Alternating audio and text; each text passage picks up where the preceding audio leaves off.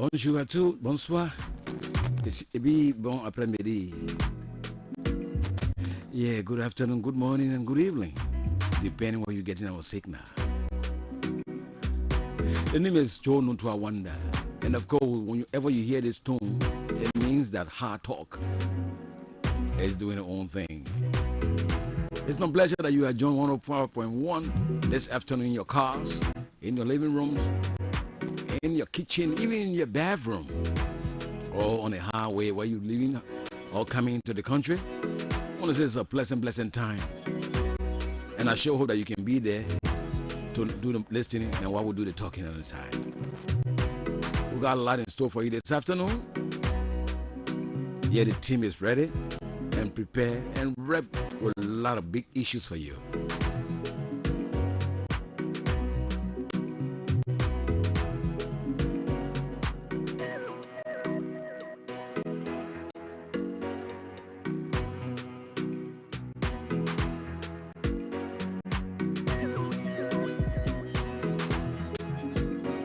Yeah, coming up in a jiffy.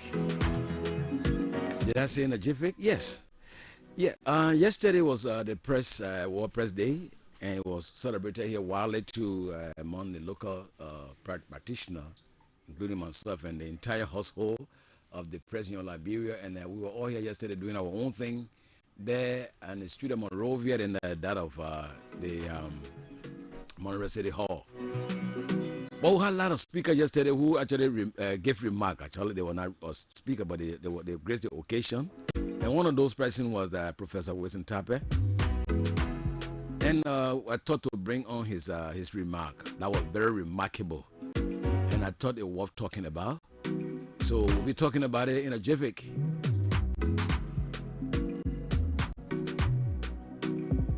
And of course, then coming at 5 o'clock will be Seattle Scott and three other persons.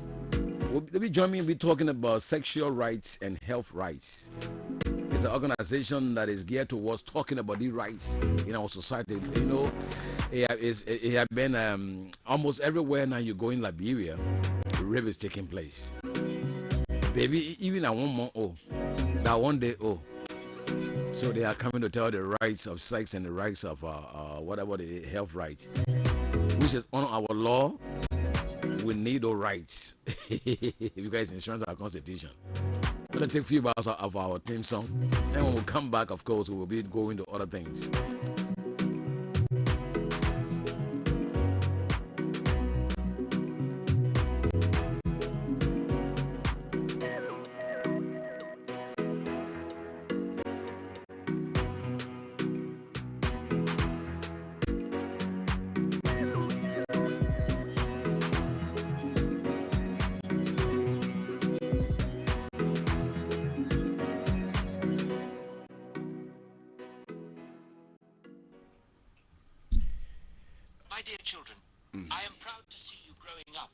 Responsible adults.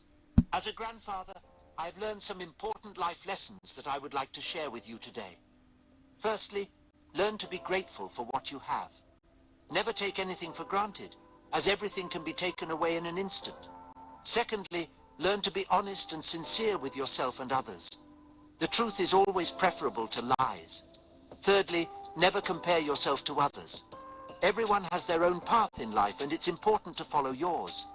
Fourthly, take care of your physical and mental health. This means taking the time to rest, exercise, and eat healthily. Fifthly, take risks and step out of your comfort zone. That's where growth and learning happen. Sixthly, cultivate healthy relationships with your family, friends, and colleagues. Seventhly, always be ready to learn new things. The world is constantly evolving, and it's important to stay up to date. Eighthly, don't be afraid to ask for help when you need it.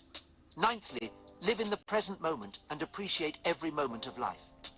Finally, always remember that you are responsible for your own happiness and success.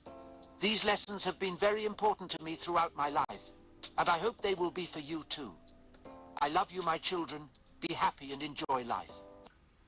Okay, that's a word of wisdom I thought to bring to your doorstep today, Liberians. You know, those of you who feel that because you married the wife owe you your happiness, or because you married the husband owe you happiness, and you need to do a little bit of exercise.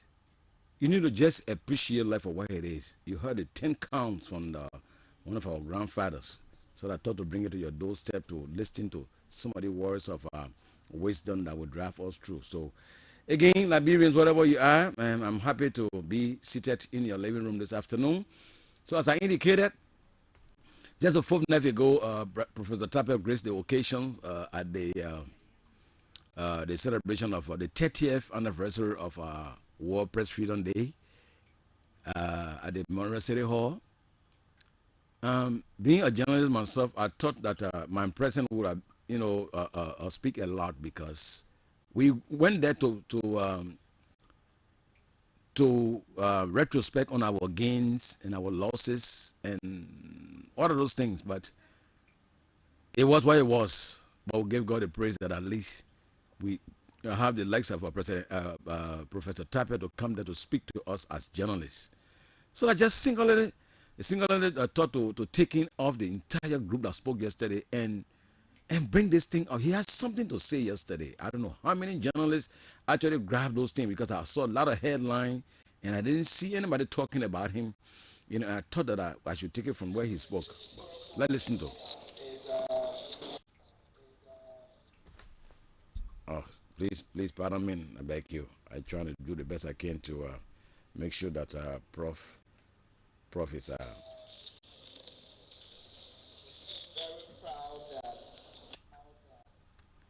oh my, I'm having a little.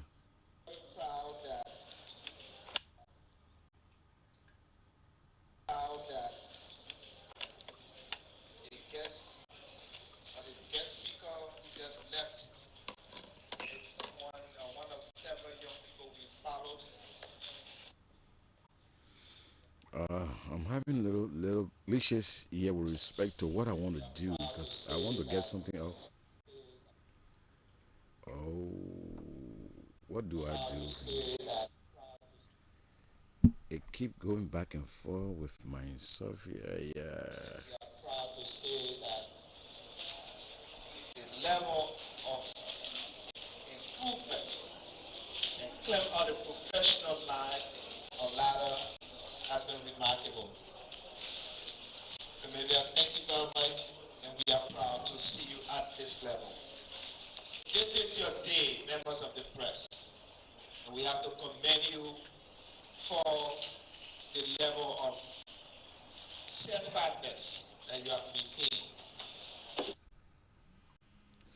Oh my.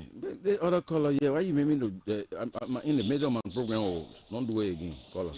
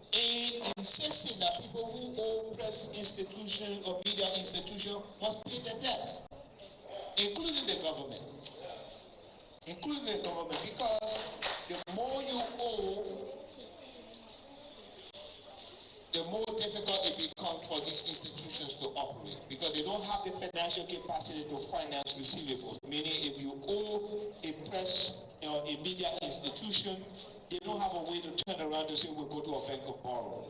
So we have to make sure, and I am confident that the government will do its best to make sure that this is the case. Because I do know of a situation where the government took some strenuous efforts in creating the condition for these debts to be paid. But we want that to be a continuous process, and that's something that will be done annually, what we call it. They put it together and they say, okay, we take a cut and all of that. It should be a regular situation. My final admonition to the press union. This is a noble profession. Thank God I am not a member of it, but the organization is one in which we have an interest, and we want to make sure that it does well. My request, please protect this noble profession from quacks. When I say quacks, I'm talking about people who will take just the opportunity because there's a microphone available to them, they can go and ruin established reputation. Journalism is not a child's play. It's not because you went to school and you have a degree, you can go there. So, Mr. President and officers of the press union, please protect this profession. It is your responsibility to protect it.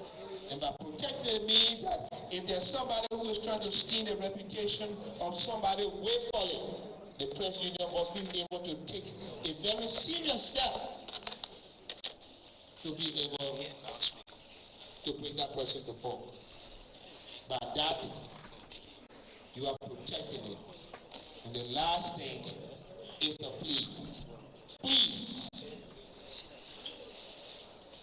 do your best together as a press union so that we can put your act in order in terms of the issue of governance. You can have an election rigmarole and expect to be the watchdog of a national system. You don't have the moral authority to do that, even though you are charged with the responsibility of being a watchdog. I'm making specific reference to the cloud hanging over the election situation with in the press union.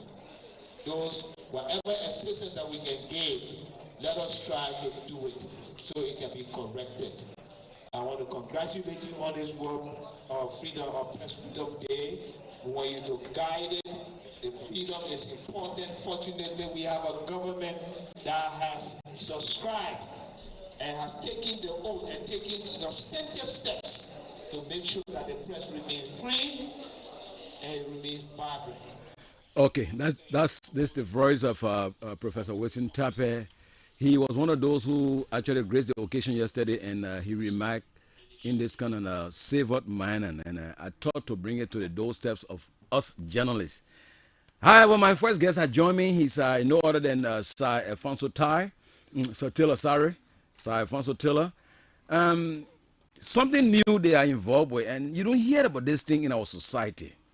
You hear a lot of people, oh, we come and go launch our political party, we come and go launch our friends of Joe Wana to make him senator, to make him this, to make her that, to make him that, or the this and that. Friends of Joe Wana want to make him there from the community, you can build a toilet, build latrine, or better still. But this time around, Mr. Sir Alfonso Tiller is the executive director of what they know as CSA. He will better introduce himself, then we start up with our discussion. So, Mr. Sir, I know you came. I thought for you to catch your breath a little bit. Now, what I was taking all this time off your time, but it's my pleasure again to have you sit in the studio. Okay, it's a pleasure. Thank you. Okay. Exactly. Tell us who you are, because I'm catching hard time to pronounce all of those things that you got here. Tell us who you are. So, yeah, the headphone is there. Producer, please help me with your headphone. So, Sir Alfonso Tiller. I'm one of the grandsons of the late Paramount Chief Tama Tiller. I hail from Lofa County, to be specific, for your district, from Shello Town. Okay. I'm a chemistry teacher. I'm an author. I have authored 6 books, biology and chemistry books. I'm also a laboratory technician. I'm an expert when it comes to laboratory science, when it comes to research work. And so I did my studies in Ghana, and I'm back home to make my quota. And for now, you can refer to me as an advocate for science education, because I'm advocating for standard science education to be taught in Liberia. It's very much unprecedented to hear this kind of thing on our radio or seeing in the newspaper. All I hear is politics. Politics, yeah. And I hear you talking about being an advocate for science. Yeah, yeah. What a laudable, adventure. Yeah, because you see, I'm an advocate. I've been on the advocacy for the past 5 years now.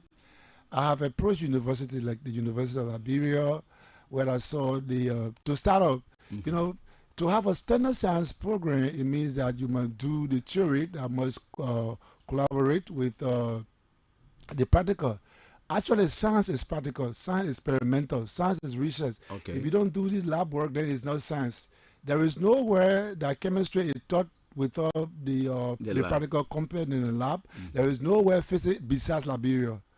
Liberia is the only country we are doing this with our own people. So I'm here to push for it. They got chemistry teacher who want to go and stand in front of the student and read books and write and give notes. Yeah, that is far from standard science.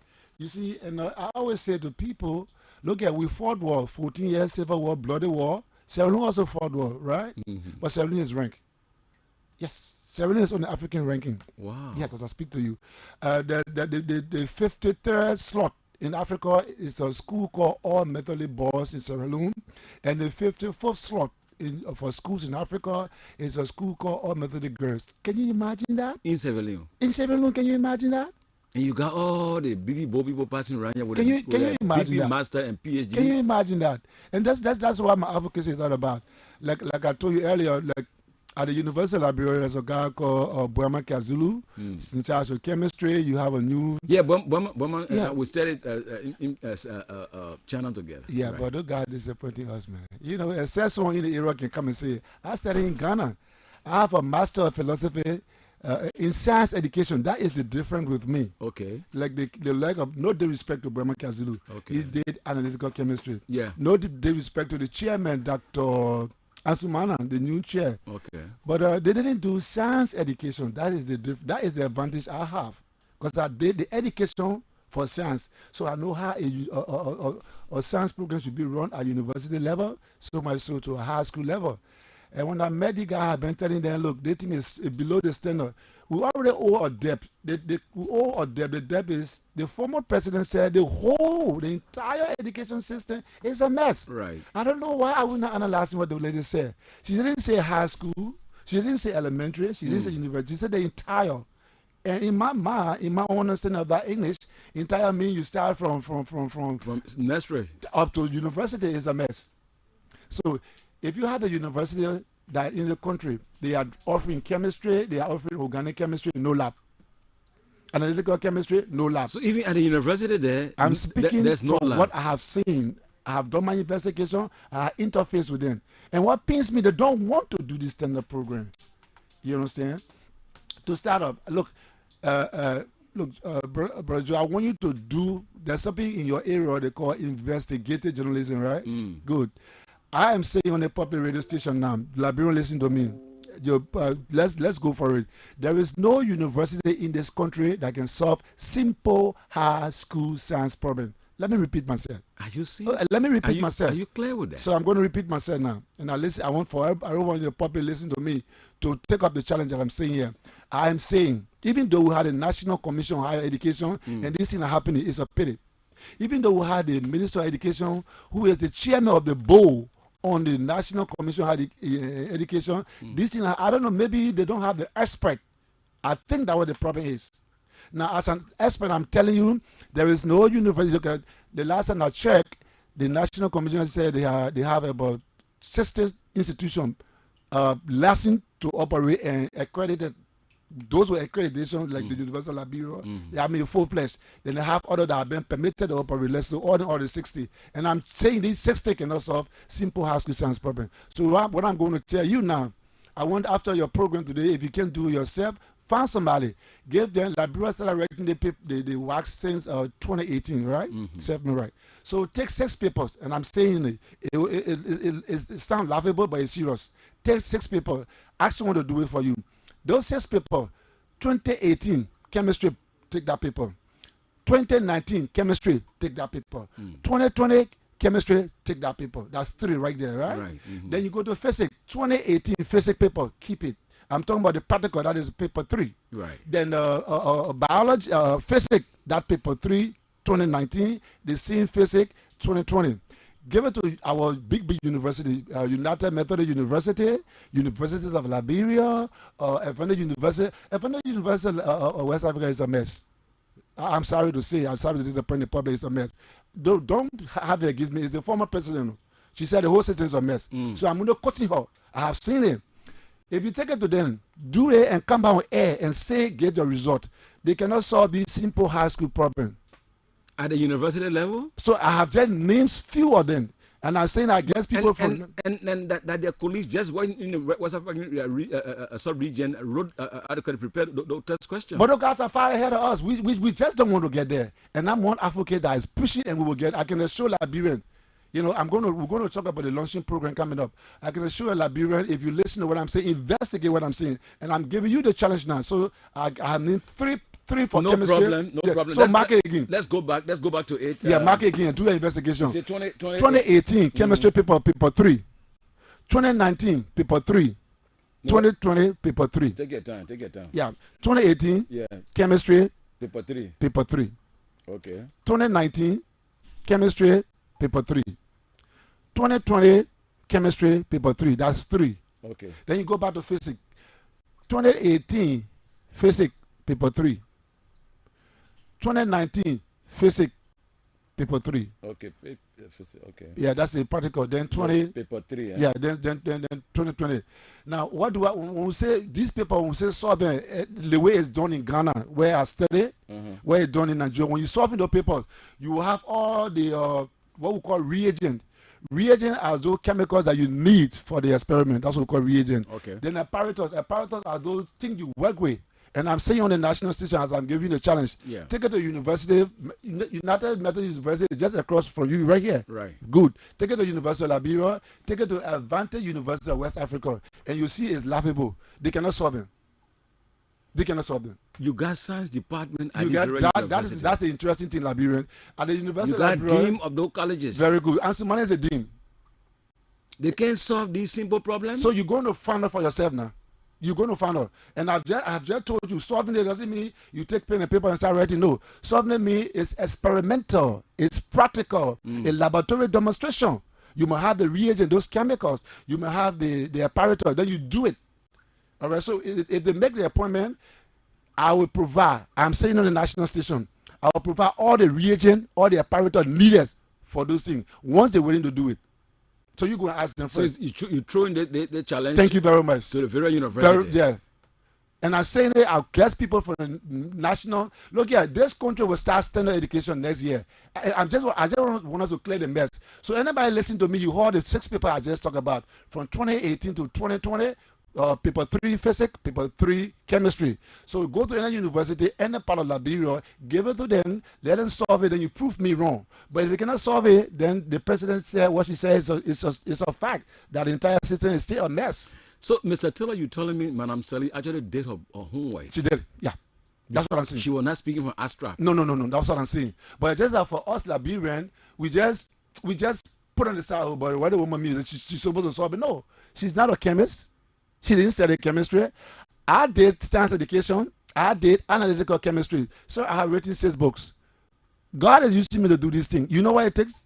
Since I came back from Ghana, I have not seen a university with a chemistry book to publish. And I've been back at least for the past 6 years now. And I've been begging this guy, let's do this standard program. I have written 6. And what have been their responses? Well, when I say it first, like LU, let me tell you the interesting thing about LU. LU, they just after making a luxury life, living a luxury life, and the standard science is not there. I met Kazulu in 2018. When I gave him my first book I wrote for 1,000 pages. The guy said, they call it a trash. I said, you call my book a trash, and I got a letter from the Ministry of Education endorsing my book? Okay, mine is a trash. Let me see the pamphlet you are reading up to now. I'm not seeing a pamphlet from KwaZulu as we speak. In the entire Science College, I have not seen a pamphlet. But you call it my trash that have been endorsed by the ministry. And now, let me tell you something. The book I'm going to be launching on Friday is called Chemistry Made Simple, Book 1. It is better than all the books from Ghana. I'm saying it for national people to hear it. And I want you to come to the program and critique my book for yourself.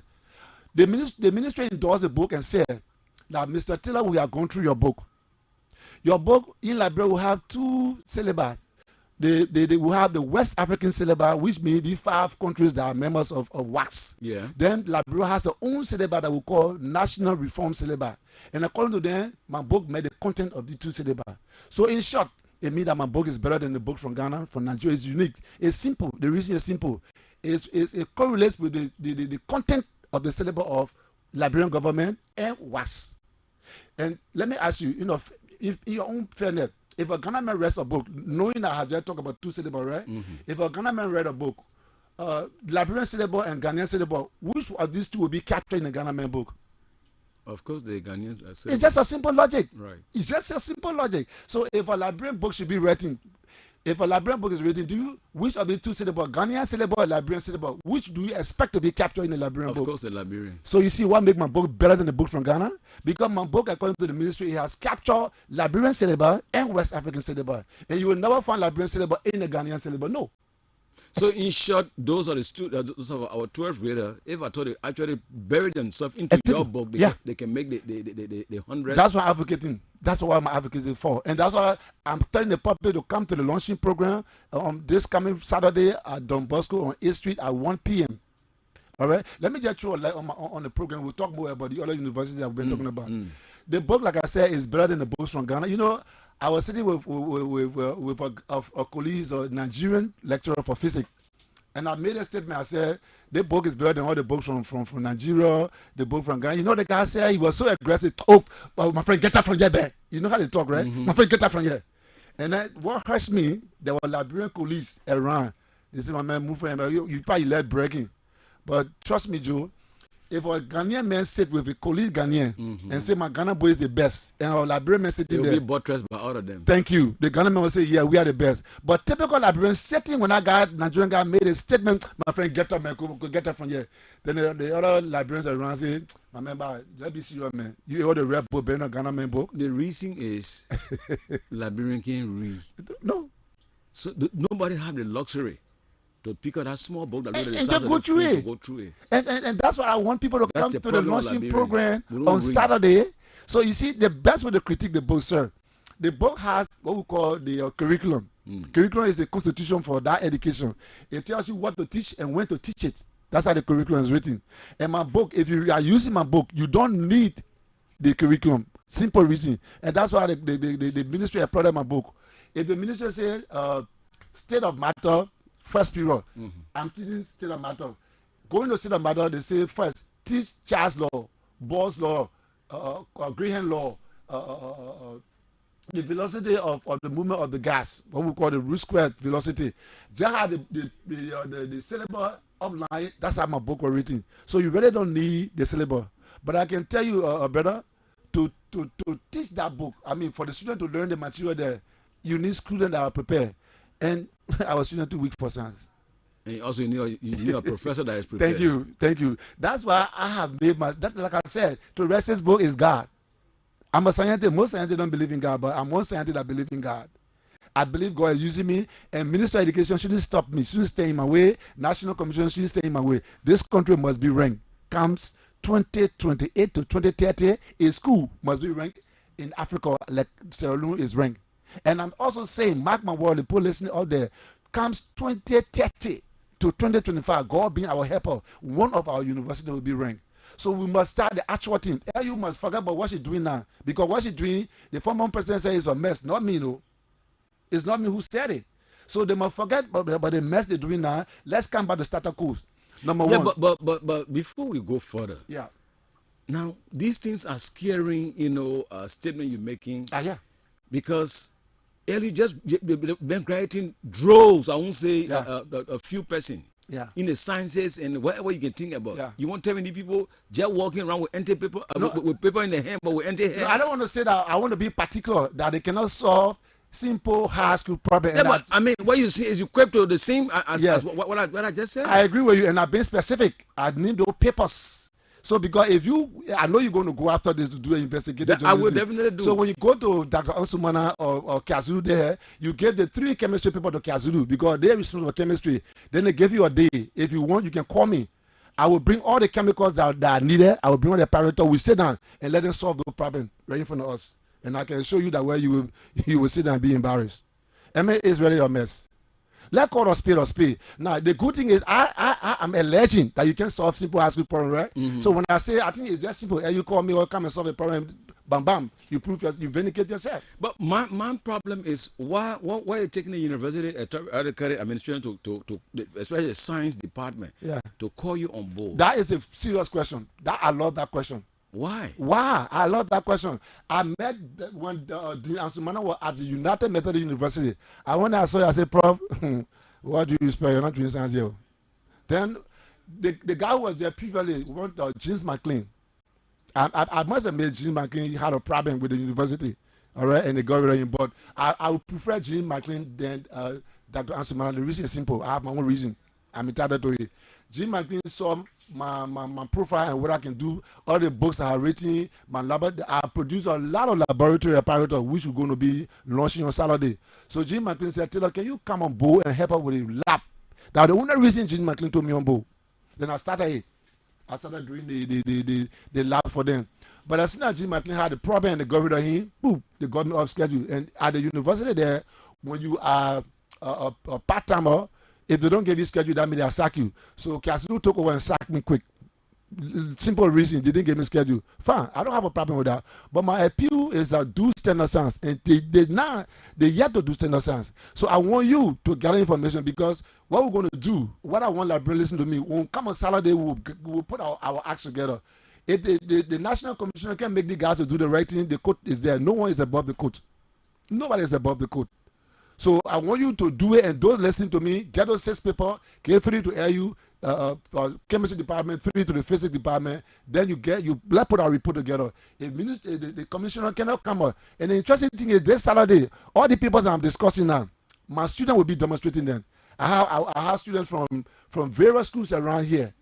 I have 3, so they will come and demonstrate them. So I'll also be inviting my colleagues from LU, from UMU, from University of West Africa. They will come on the 6th, next Saturday at Don Bosco. The apparatus will be there. Then they come and solve the thing and vindicate themselves because in my mind. But they kind of open challenge 20 will come. Thank you. No, because the way you see they were confident that day. Because I was there. I didn't see it. I was there. And you think they will come there to disgrace themselves? Okay, so then you go after them now. And the other puppet, in fact, that day, by the grace of God, I won't forget now. I'm going to photocopy a lot of those papers. The 3 papers, the 3 years I didn't name. Right. So I just want those who come in for the program, Don Bosco, this Saturday by 1 p.m. After you are seeing my students demonstrating there, then I will ask for volunteers. Who wants to go to LU with 3 papers? I give them 2, 3, 4, 5 persons to get my evidence. You know, that's a research to get evidence. Okay. Then who wants to go to University of United Methodist? I'll give you your own 6 papers you go. I will photocopy and take it there. Then who wants to go to? So, librarian, let's do this. But by the time we do this, and the result shows that this guy can solve simple high school problem, then why should we still be? You know, you bring me back to I hosted Dr. Saboli here over the week on Tuesday. Yeah. He said similar thing. He said even at the university level, our education is not research based. No. Now let me just prosper what he just said. You know, Joe, there's standard for university, but these guys are running the university. Number one, like I told you, they didn't do education for science, so that's what make them far away. And they are standard. 1, a university is supposed to write a book every year. Let me repeat myself. A university is supposed to write a book every year. That means the people from physics department, chemistry department, biology department, English department, they are all entitled to write a book every year. When was the last time you saw a chemistry book written by LU people? I have not seen anything. So you see, somebody was right. Let me take you to another point. A university is supposed to have a professor. According to according to education criteria, the person was right when she said that place is a mess. The whole education system is a mess. Now, university should have a professor. Let me tell you what. Do you know who a professor is? Let me ask you first. Well, I can hear prof to our very university. Yeah. Because So let me tell you, prof. Yeah. Yeah, please educate us all, because maybe my own something will be falling in line with the same thing what the people can tell you. So please, I Let me beg tell you, you, my prof. give us. Yeah, but right, I am a prof. But I don't allow people to call me prof because I'm waiting for a university to confer that title on me. So who is a prof? A prof is a person who has written 5 books at least.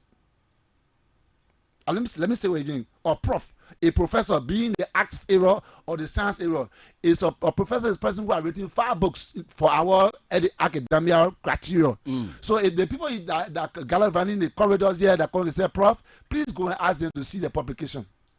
Now, you will be surprised to know, Joe, somebody personally will take them to court. Why? In academia, it's called impersonation. You're impersonating. Yeah? You're impersonating. Now, if you are not writing 5 books, according to the criteria now, will you allow students to call you prof? Now you bring me to the understanding that the Commission on Higher Education is not due. You're not doing due diligence on the educational aspect. Hey God, you know what I'm just you said it right, though. You said it right. Even Dr. He's called Dr. Wonkoyon. Yeah, Wonkoyon, that's right. He had written books so that man over there is a learned person, a learned librarian looking at. I interacted with him. If you that is the type of person you call prof. The main title is professor. Go there, you see a title there. I want that the man show me books on his shelf in your office. You will see different books with Dr. Professor. That is a prof. To be a prof, you must read 5. So Dr. The man at NCAE, is no argument. It's clear. You see the man books. But the rule is, these other people in the university that align themselves to call themselves prof, I expect you to take action against them. And I want to help him to clean the system. I know I'm declaring the war. God above librarian pray for me. You call me the blood. They were going to declare the war and we'll clean the system. Dr. Wonkoyon is a professor. The man has a box there. You know what I'm saying? But you can't be around people calling you professor. I have written 6, I'm telling you, and I'm working on 3 more. So I even passed that margin of being a professor. But nobody knows. You know, that's why the university don't want. I used to work also. I think that's the fear factor. And when you go there, you solve the function, and it will be declared, redundant. Well, you can say it that way. Let me leave University of Liberia small. Let me come to Advantage University of West Africa. Now, it's an international university because it's been run by a lot of Nigerians. Dr. Besa is there. Dr. Colley is there. But don't forget, our president said what they are doing is a mess. I'm not the one who said it. When she said it, that place was still open, right? She says it's a mess. It's a mess. I told Dr. Besa and Dr. Colley, look, this is my invention. I am a scientist. I produce a lot of laboratory apparatus, and I used to use my apparatus there when I was there. Then I told them I had written 6 books. I showed them sample of my books. I don't know. The friendship just broke up, and they used to really like me when I started working, doing the different experiments. I have produced tetraoxosulfate 6 acid. In that very lab at AUW, I produced trial where you will not even find in the Republic of Liberia. Nobody has it in the Republic of Liberia. I produced triaoxosulfate 4 acid. You use that for reader reaction. I call them and I show it to them, and the person used to call me my scientist, but it annoyed Dr. Colley and Dr. Besa. And the next thing I look, they sack Mr. Taylor. I don't have a problem sacking me, but my point is, please do the standard science in my country, or else you will go to court. And I'm saying that now. So I have just told you about these 6 books, right? These 6 people. Take them to LU, UMU, I'm naming 3 universities, and AUWA, you will see you'll be disappointed. Then take them to NL. Like I said, I will bring all the papers during the program. Let's go and clean the mess. I am saying, Joe, you have an expert in me, right? Let's work together. In Ghana, they will be happy that their brother went abroad, steady and is back to help. That's what I thought people would do. But when the woman saw my books, they got vexed. The next thing, they sacked Mr. Taylor. I don't have a problem. But my problem is my country must do standard science. The mess that they are doing at AUW, they can never do in Nigeria. Trust me. They can never do in Nigeria. Why are they doing it here? So again, we have to blame Dr. Wonkoyon. You need to take a harder step, man. And the folks are at the place, because from what you're saying, because I won't stop here. Yeah. I will make sure I cross-check my information. That's what I want. With Dr. Wonkoyon. That's what I want. You know, that That been allegation, Yeah. concerning the how they call it, the substandard activities That's what I at want. our very university. That's what I want. Let's stand up. So, Joe, like you regularly say, engage Professor Wonkeyom. I have respect for him. He's a professor. Now, while we work on sit down and people calling themselves professor in the Republic of Liberia and they don't have anything to show, I don't know why. Why is he doing that? And Dr. Wonkeyom knows that a university should publish a book every year or article. He knows that. Why is he not pushing for that? You know, the late Dr. Frederick Knockett, who was one time Minister of Post and Telecommunication, Okay. he invited me in his office, and similar question he threw then to me. Yeah. He said, Joe Wonder sitting before me here. Let me ask you a question. You are a journalist. Since we came to civility in terms of our war, Yeah. everybody that come in this country, doctor this, That, doctor Professor that, this. Professor this, Professor that. Did you people ever care to ask them what they wrote their dissertation in? Thank you. Thank you. And I sat down speechless for almost an hour. He said, what happened? I said, Doc, I'm still thinking. Because the 2-minute doctor degree, 2-minute professor, is nothing. all over the country, and we don't even know what the dissertation in. And now in one book, have we seen with Liberian name? They say Joe Nutwawana, Professor Joe Nutwawana wrote this thing. Nothing, you don't see it. But they call a prof. Now that is the part I want to get to. If you look at prof, the pedigree of a professor is higher than doctor, because doctor is a degree that is conferred when you complete course of study.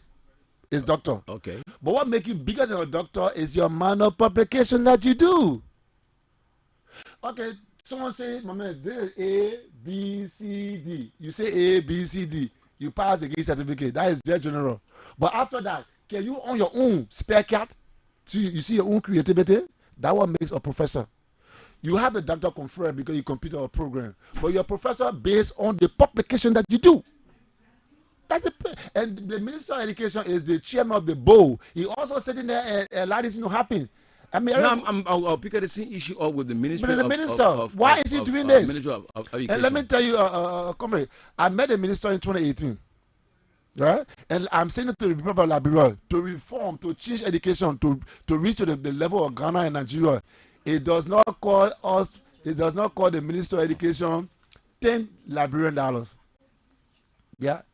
When I say $10 Liberian, I really mean $10 Liberian. I mean coins.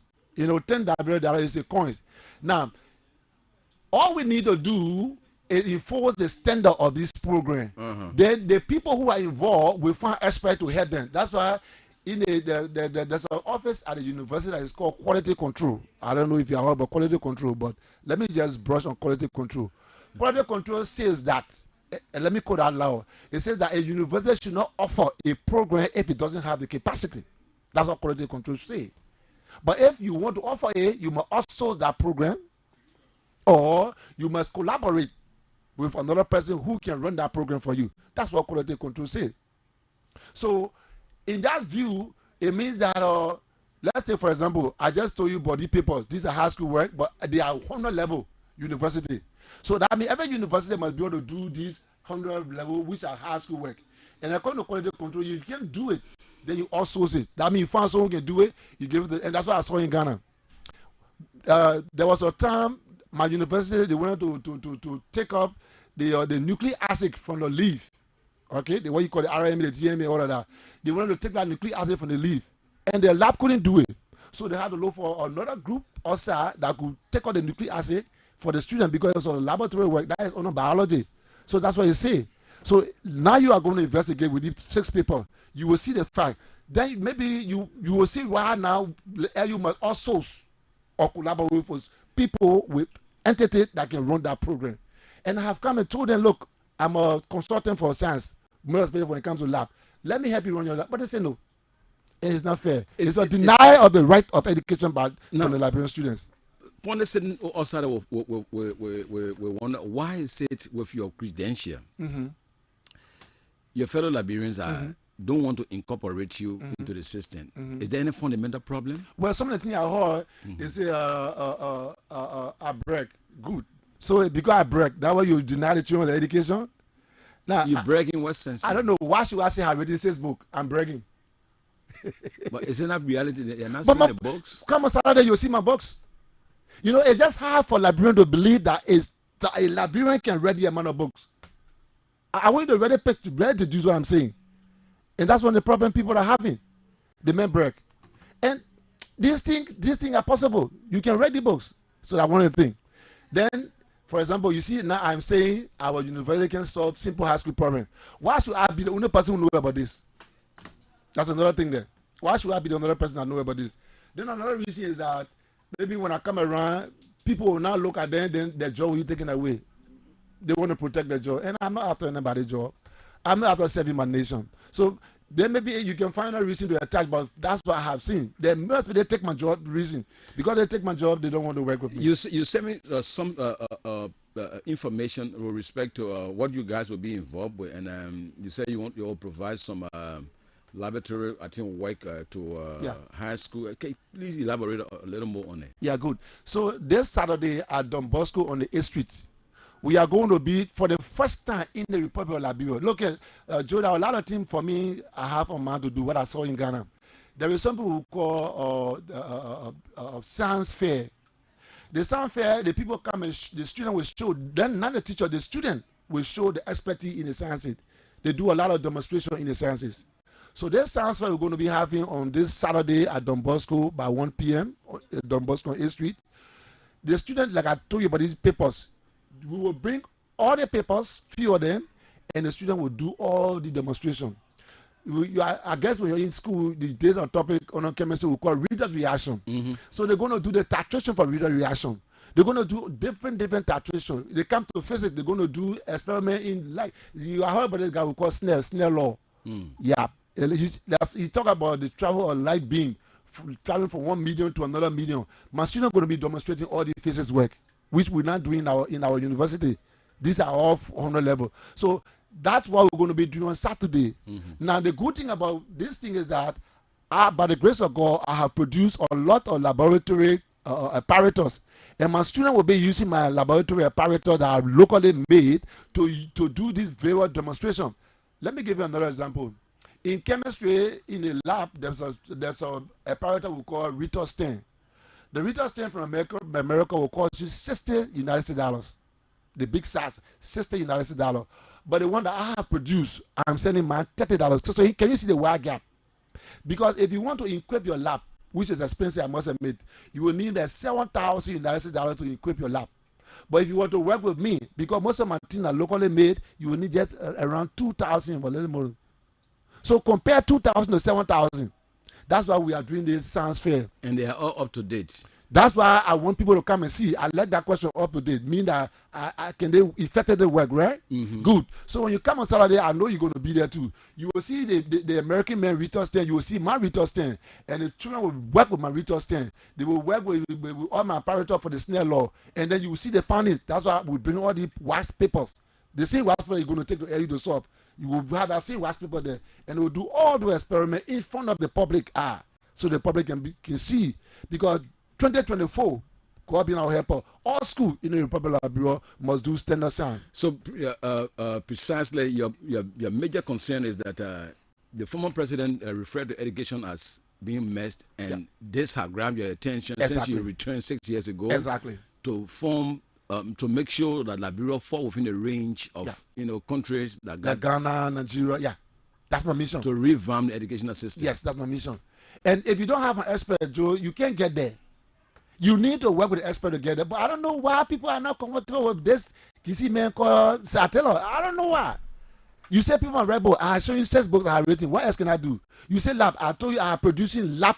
I'm producing chemical. I just told you when I at Vanderbilt University, I've produced trisulfate acid, which you'll never find anywhere in Africa. I mean, in Liberia. I produce a rare AUWA. So look at an expert like me. Then the next thing they say, "Mama, who am I meant to be here?" What does that mean? And the president said your place is a mess. You get someone who's an expert, then you say you don't want a person. I don't have problem. Look, let me tell you this on record now. Quote me. I don't want to work for a university. I don't want to work for a school. I want to work with. There's a difference between working for and working with. Right. I want to work with all university. I want to work with all school. What does that mean? Which country are you from? I'm from Nima. Nima, good.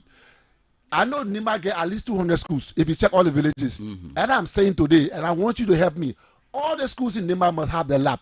because the reason is simple. Most the things are produced right here in Liberia. So come Saturday, Don Bosco by 1, see my student working with them. Then you get your kids meal from Nima. I also from Lofa. I hope Jefferson Koji and other people from Lofa, they are listening to me now. Come on Saturday, see this thing. Every school in Lofa County, the community college, Nima County, Grand Junior County, Maryland County, starting from 2024, go be our helper. Let us start the stand-up program. Because this country must be ranked CAMS 2028 for high school. This country must be ranked CAMS 2030 for university. It takes you and I to work together. Time on Friday? On Saturday, we'll be at Don Bosco by 1 p.m. The Don Bosco is on 8th Street. We'll be there by 1 p.m. So Liberians, please come. And like I just told you, I will photocopy the past question so you can take it and go do your own investigation from the Federal University. Because I'm alleging that the university can solve simple high school problems. So you come, I'll give you your paper, you go to the university, let them solve it for you. If they can't solve it, if they can't vindicate themselves, then you know now that they can't solve high school problem. And we're not going to remain that way. With that said, let's see whether we can engage the public. I believe some educators are listening now and some they want to be part of our discussion here in the studio. So now you can call us on 077-105-100 and 055-105-100 number to call them, make it interactive. I have Mr. Sir Alfonso Taylor in my studio here. He's the son of the late Chief Tamatilla. One of the grandsons of the late Chief Tamatilla. And he is a professor, a scientist. Okay, and so they're going for the lunch. For the launch of chemistry and biology books and laboratory, apparatus. So now you can come in on 077-105-100. Let's go to the phone line and talk to the first caller. Mr. Caller, your name and where you calling me from? Good evening. My name is Ray from West Point. Okay, yes. Let's get your take. Yeah, this is your guest in the studio. For me, I ran my something because when someone was saying why. We just move on West Point. They are telling one asking West Point, move on West Point. Came and go to school, see that behave. They were laugh. Yeah, every Saturday, every time we play one, I can't move West Point all the way up to the city. I ran my idea for all schools, it already fit in there. Answering, we already start some movement, they will very happy for me. I want to say that I want to do that. I really appreciate it. Next way, it doesn't matter, to start everything that comes to me. I don't want to get full vision. Who always sweat you, and if you give up, then if you give up, you apply to stay from it. So I want to appreciate it. Let's keep pushing. It doesn't matter who for him. It's very clear, and for me, I'm waiting and every night. Tell me about. Thank you. Okay, thank you for your call, being the first caller. So you can be like the first caller, then also call us on 077-105-100 and 055-105-100. Go to the phone line and talk to another caller. Your name and where you calling us from? Good afternoon. My name is Mohammed A.M. Kamau. Yeah, Mohammed. From the University of Nigeria. Yes, Mohammed. Let's hear you. Thank you very much. Let me firstly extend my thanks and appreciation to the brother in studio there, right? Yeah. Now, he's doing something that for us, we don't very condone it. Now, I can rest assure him. There is no mathematical problem, right? I'm saying mathematics, right? Yeah. Math 107, Math 108, Math 200 series, that he can give me, I'm Mohammed A.M. Kamau, that I can solve. I'm from the University of Liberia. So if he's saying, taking those things or taking those laboratory equipment to the University of Liberia or whatever university, we have potential men. In university, it takes a men, right? Attending the university to just go there and say, hey, you don't know what you are doing. Meaning, living from there, living in a larger society, you will not be able to do what you want to do. So let's be real here. He shouldn't be denigrating or Dr. Ansumana. Dr. Ansumana is one of the men who is teaching at a graduate school.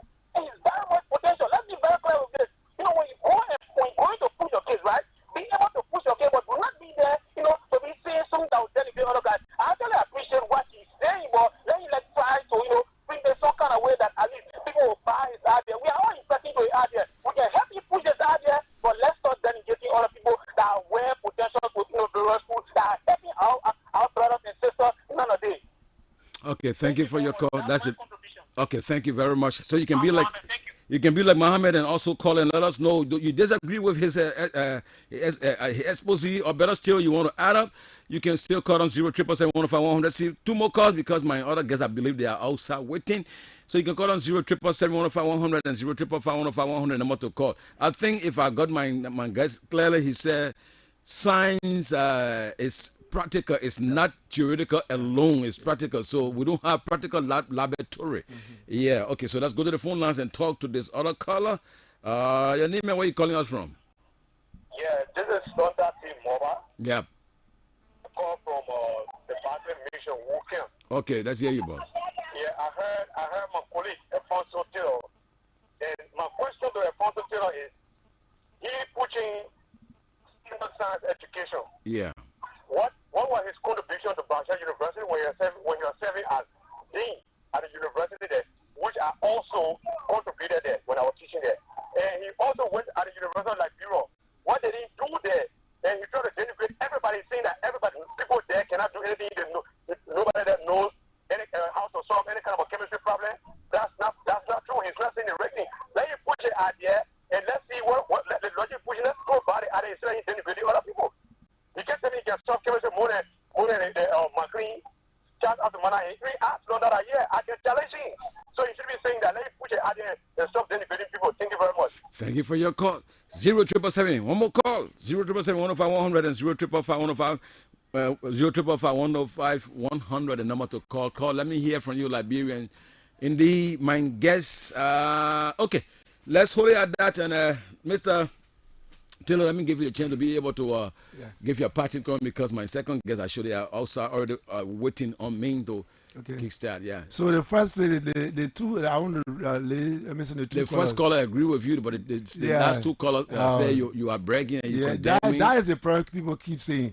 Now I'm begging him. But was it true that you were at a Bashar University and also at University of Liberia? And you were heading the sound exactly as dean, and exactly. You didn't do nothing there. Is it true? Well, it depends on what you say, because I just told you I had written 6 books. Yeah. So I was writing my book, Bashar. I was there too. I think I did my 3rd book or the 4th book.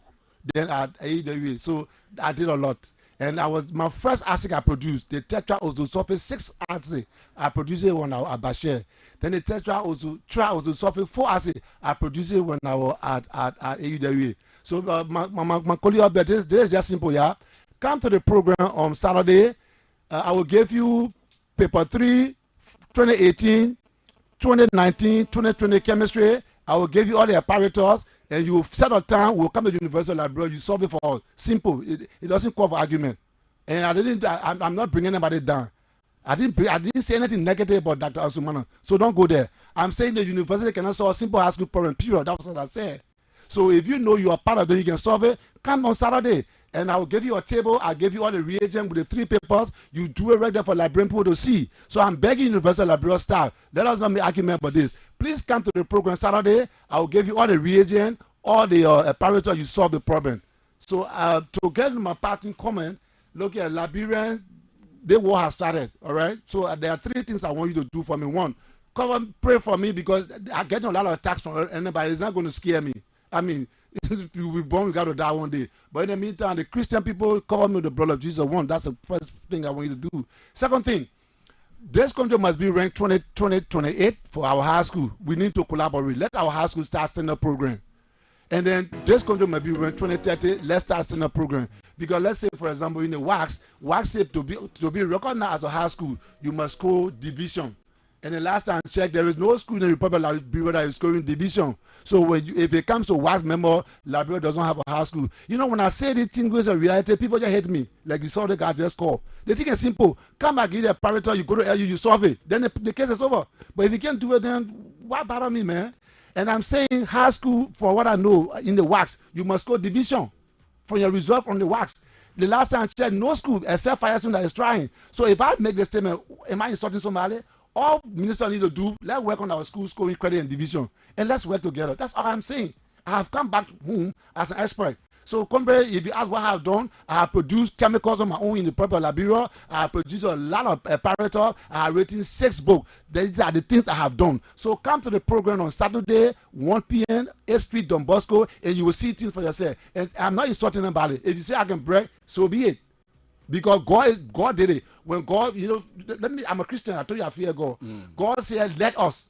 Isn't our plural? Very good. But the Bible says God made, he separated the light from darkness, land from sea, blah, blah, blah. Genesis chapter 1, verse 12. And you know what verse 12 says? He said, God saw that it was good. It means that God said, yeah, I don't well. So, logically, that means God break. I'm sorry. I'm not understanding. But what God did, nobody could do it. And the Bible says God saw that it was good. Interpret that. Okay, sir. So let's lead the breaking. Let's solve the problem together. Let's work together and improve education. And stop telling me breaking. Thank you. That's the voice of my first guest, Sir Alfonso Taylor. He'll be launching some apparatus, locally made laboratory apparatus on Saturday at Don Bosco. So be part of it. And of course, the program is ABC Radio, and my next guest will soon be walking in here. And let's take this break. Let's take this musical break. When we come back, indeed, my guest will be here. Then I will be talking another thing. Zayo.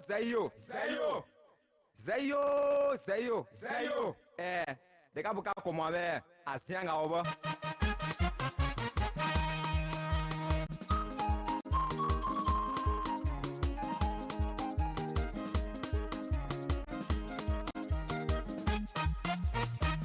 Koka moins kadwayaba, Luka koka moins kadwayaba, kadwayaba, iro, kadwayaba, iro, Luka koka moins kadwayaba, Luka koka moins kadwayaba, kadwayaba, iro, kadwayaba, iro, kadwayaba, iro,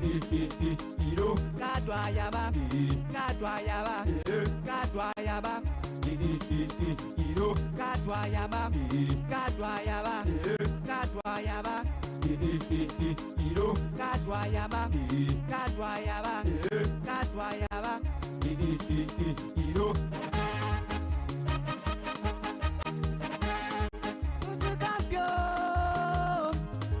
Musicampion, why? Musicampion, why?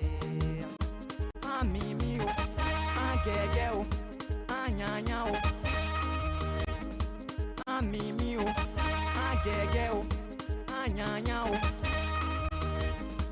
Me kasidodie, kanyanya, katikutui, kamimi, men kasidodie, kanyanya, katikutui, kamimi.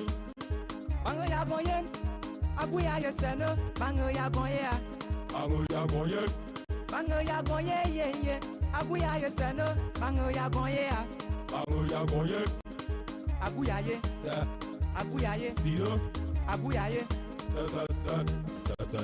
Aguya ye, sa. Aguya ye, siro. Aguya ye, sa.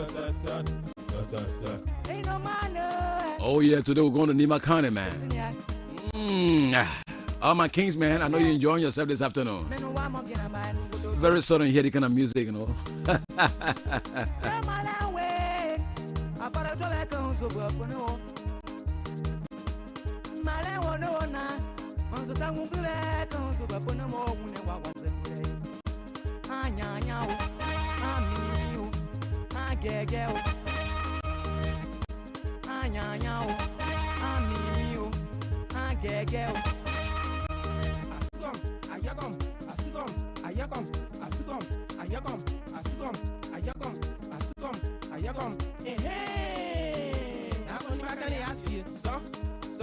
Oh yes, indeed, Yagonima Yasi. So whether you like it or not, that's the music.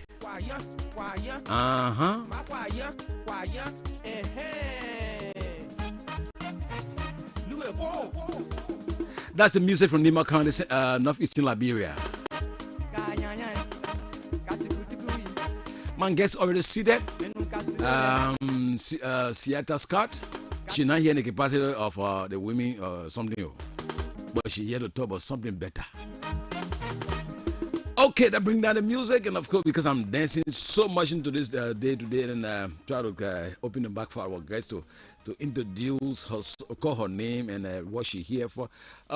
Again, my name is Scott. It's my pleasure to have you seated here in studio to talk about something of interest to this nation.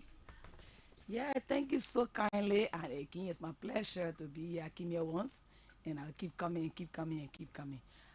Right now, to say I'm not in the capacity of Fijal, but you can't take Fijal away from me. That's it. But right now, I'm here as a member of the Amplifying Rights Network. Okay.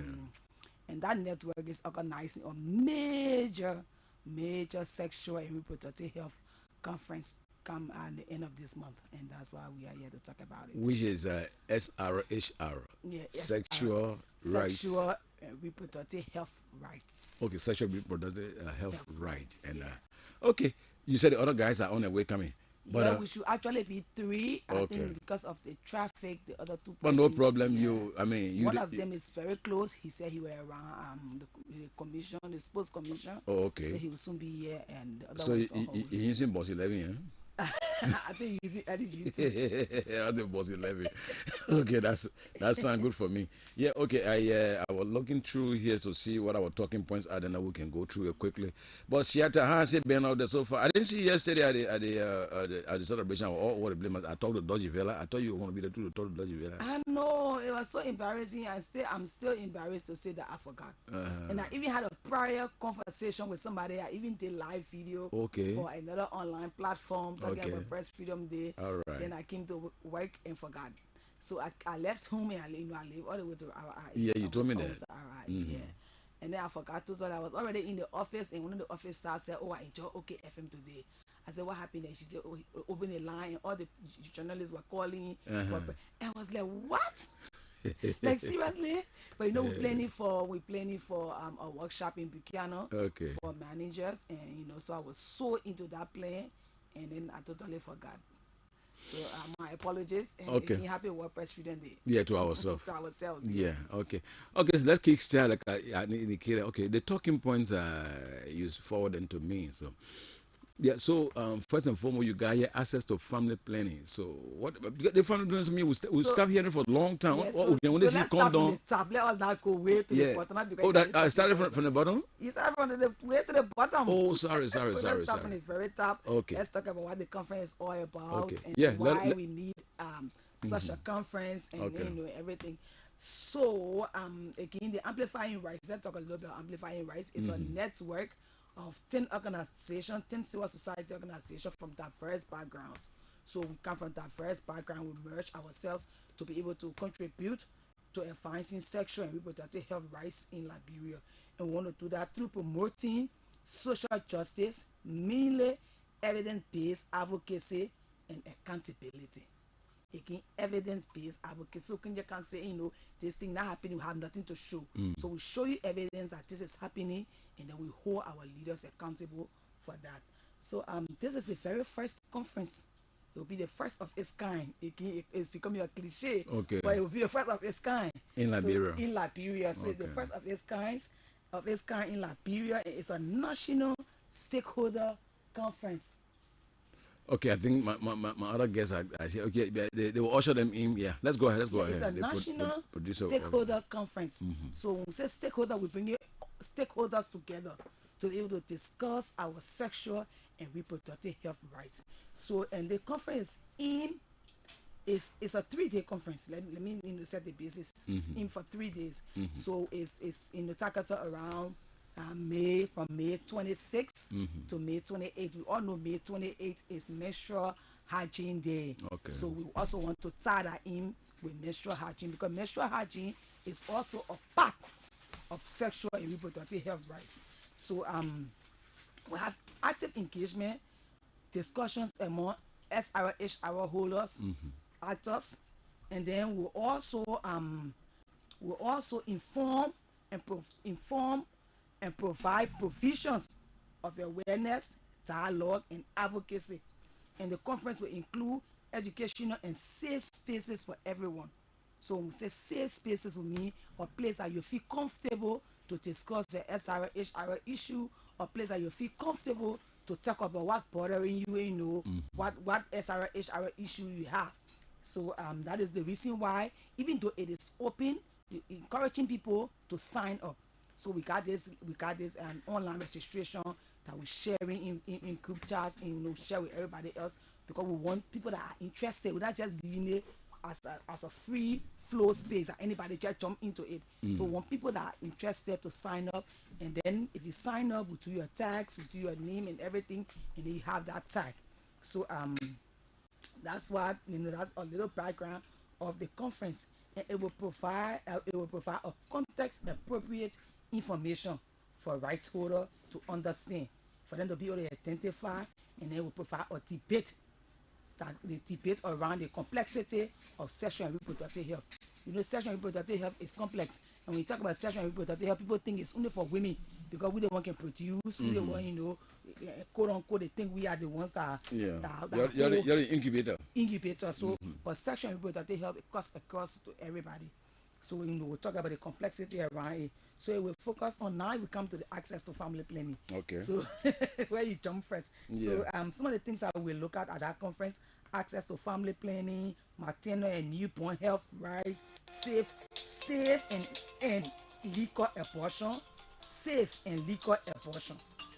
sexual health and well-being, subfertility and infertility. We look at the harmful practices like FGM, like early marriage, like SGBV. We look at young people and sexual and reproductive, young people, comprehensive sexual education.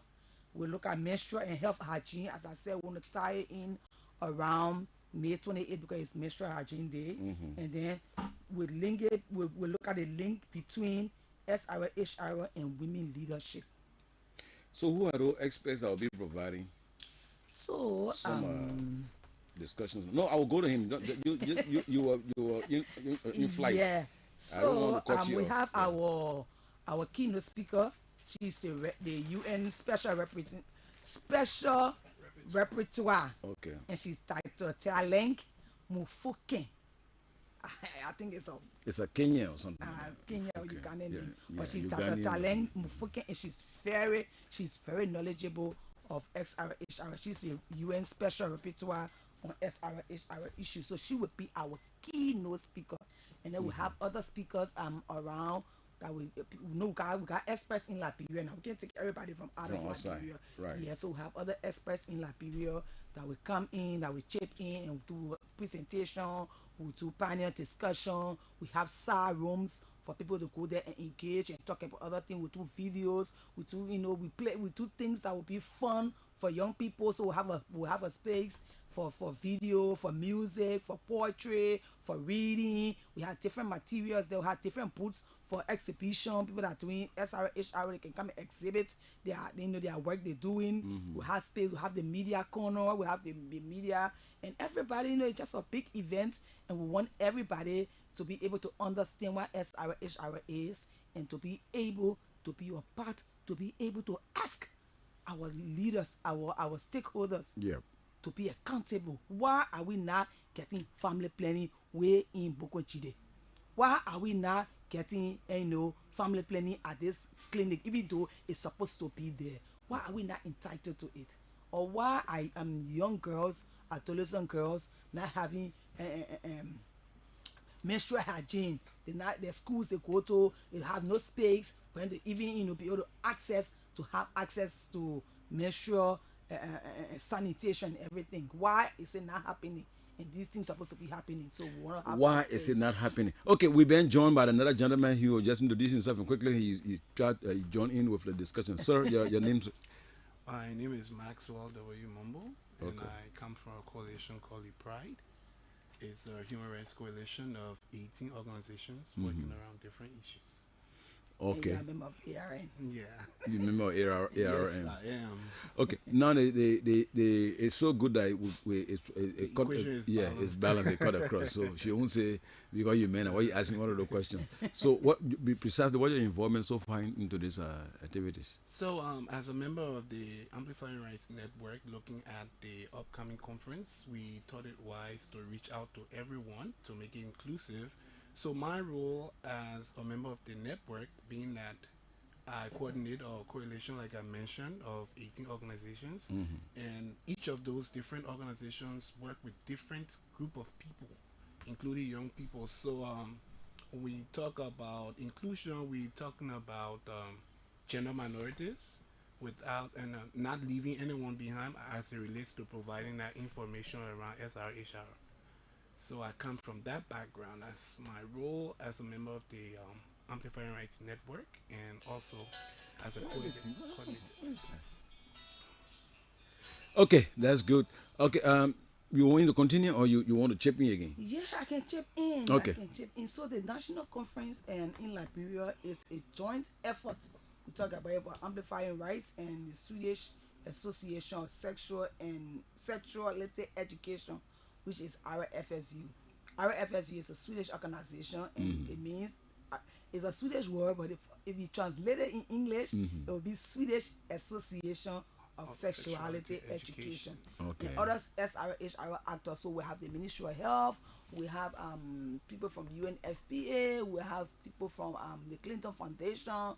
Those are people that are working in the SRHR sector. So we have rural people from the rural women sector, for people from young people from different organizations. So as you say, it's so fast, it's open, but it's mainly we encouraging mainly young people, because some of the mistakes we made when we're coming up as young people, we never had the opportunity to have access to this kind of information that is being available now for young people. So we just came into it in like, we just jumped into life, not knowing the danger, not knowing what it is, not knowing how to prevent ourselves, not knowing how to even take care of our own bodies, not knowing where what to do at a particular time, and we just jump into life like that. So we don't want our children now, our incoming generation, are supposed to take over from us to just step into the same mistakes we made. So we're providing these pieces of information. I was opportune sometime, I think it was last week, and while home, I started going through the decoder, and normally I can switch onto the Ghanaian station, and on City TV they have the same old program talking about, but then it was in the legal part of Ghana, meaning the interior part was school going girls. They miss school for days because they're having a period. And they started doing their what they call it, their awareness. The media decided to just go there and pick the... And go for menstrual hygiene month, so the whole month of May. That's right. It's been celebrated as menstrual hygiene month. So as I speak to you now, they have provided those necessary things for those girls to, whether you own or not, because what they did for them, they provided for them this. They said the reusable, reusable pad. I think that's something else. That's right. Some organizations here into, I think CHR also do reusable pad. And I think few organizations do a reusable pad. But then the concern now is that knowing fully well these things are things that hamper girls, education. Why our educational, department is not putting more emphasis on these things? And that's why we are here. That's why we are asking. That's why we are calling this conference. That's why we look at the theme of the conference. It talks about accountability. It talks about holding our leaders or holding rights, holding people, actors, stakeholders accountable. So that's the why. Now, even if I have my own path, I mean, if I'll play the devil advocate, even if I have my own path to change my path and I go to school, I don't even have the conducive space. So some schools, even the bathrooms, when you get to the bathroom, it's so messy because the entire school, almost 1,000 plus persons, you see two bathrooms, one for boys, one for girls. In fact, a manhole, not even two manhole. That entire space, I can't even stay in the process of changing a part. It's not quick impact. Right. I have to have a time to undo that part, wrap it, tray somewhere, take the new part, open it, wear my clothes back. It takes like 10 to 15 minutes. Right. And I can't bear to be sitting in a very you know, I don't want to unconducive. stink. Unconducive bathroom. So I would prefer not to even go there. So I have that one pad on me that I'm supposed to change me after every 2 hours or after every 3 hours, maybe. Then I have that one pad on me. You then think another thing is that even the price to buy the pad that a young girl cannot afford now. Currently, the rock bottom price for Kotex is $250. I mean, that's the least. Which is very expensive. Very expensive. So what do you expect a 14-year-old or 15-year-old to get $250 for? In fact, 11 years old now, they not taking it for the average. Now I won't say 11. No, they're having their time. No, even 9-year-old, 10-year-old now have already started having periods. That's right. But I'm just saying from 14-year-old because that was the average 10. Okay. But now the world has changed. Even 9 years old, 10 years old already having a period. You expect them to get $250 for every month. If you times $250 every month, times 12 months, times from 10 years old to 50 years old, because people can be 50 for the reach menopause, so people even going to 55. So you calculate that kind of money. And we are having this kind of conversation because it all boils down to the political setting. But anyway, we are here. Let's focus on our conference. Yeah, okay. Before we quickly go, what I noticed too, you are men like myself. Why more emphasis are placed on condom? People only concerned about the sexual, related diseases, and they're not concerned about the other aspect of. And the condoms are free. Yeah, condoms are free.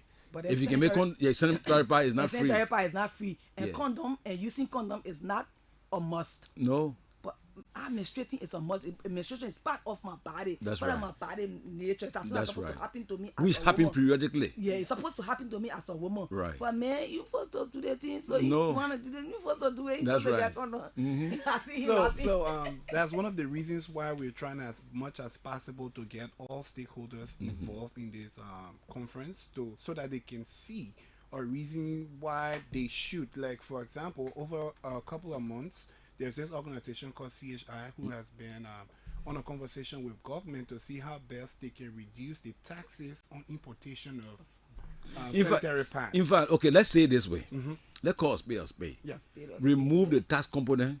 They bring it in free. Government can shoulder that responsibility. Definitely. Don't you think so? Bringing things in the country free. If you give 103%, you give them duty-free privileges. Yeah. And they got daughters, they got wives, they got concubines. Huh?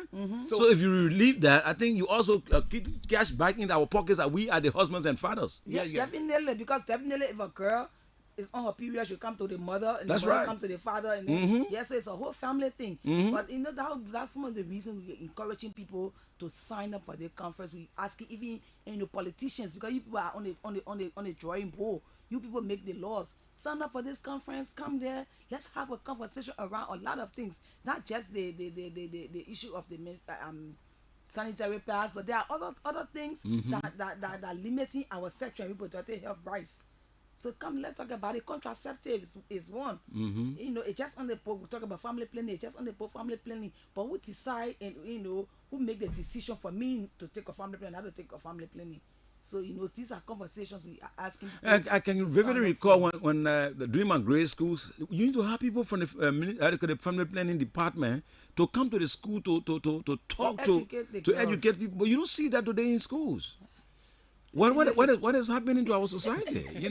We are all seeing the same thing, but just in different tune. So on your conference, and you also calling on to the traditional midwives and all of those people to also be part of it. Yes. So if the traditional midwives, we're talking about our people, our religious leaders. We're asking both Christian, Muslims. Because the issue of SRA has no boundary.